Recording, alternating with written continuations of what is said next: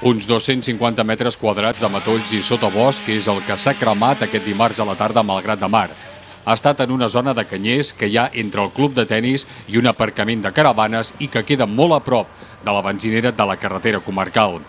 Amb el suport de la policia local, 2 vehicles del Parc de Bombers Voluntaris de Malgrat de Mar i un altre de Pineda són els qui s'han encarregat de les tasques d'extinció del foc. Han rebut l'avís al voltant de les 4 de la tarda i en poc menys de mitja hora l'han donat per extingit.